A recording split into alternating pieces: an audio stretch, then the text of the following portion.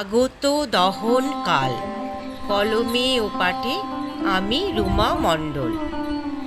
অম্বরে আজ অনলের পরশ, ধরণী হয়েছে লাল, সূর্য তার বাড়িয়েছে জ্যোতি, আগত দহন কাল। লেলিহান শিখায় সব ছারখার, ধ্বংসপ্রাপ্ত অরণ্য, সবে মিলে গড়ি সবুজের দেশ।